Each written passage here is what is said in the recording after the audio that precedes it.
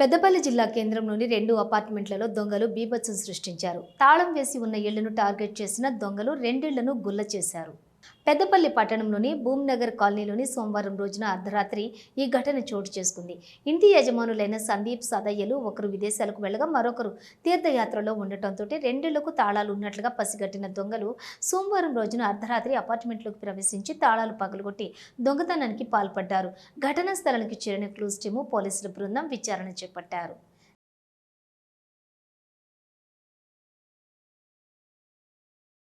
ఉంటాయి అట్లా ఒకటి వరకు గేటు పెట్టింది ఆల్రెడీ తీసిన వెంటేషన్ వచ్చిండు తీసిన మళ్ళీ గేట్ పెట్టిన ఆల్రెడీ పెట్టి పండుకున్నాం అంతే 5:30, 5:30 నాకు ఫోన్ చేసి వెంటేషన్ పోయేవారు మొత్తం గడపాలతో తీసిరు మొత్తం అది అంతే తలుపులు అంతే మూడో ఫ్లోర్ 4వ ఫ్లోర్లో అంతే. మరి వాళ్ళు ఎటు వేరు ఎట్లా తెలియదు తిరుపతి వేరు వాళ్ళు బ్యాంక్ సార్ వాళ్ళని సార్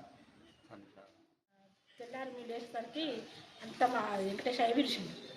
మాకు కూడా తెలియదు. నేను రాత్రి 1 దాకా తెలుగుతున్నాను. 1కి పడుతుంది. లేచి చూసి పోలే అది మా వెంకటేష్ అయ్య అంకుల్ రండి మీరు ఇక్కడ అన్నాడు.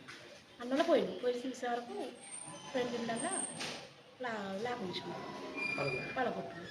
అంతే మేము అందరం ఆ జమైనా చూసినాం. ఇంతవరకు తెలుస్తుంది. అంటే మీరు ఎన్ని సంవత్సరాల నుంచి ఉంటారు ఇక్కడ? 11 నెలలు.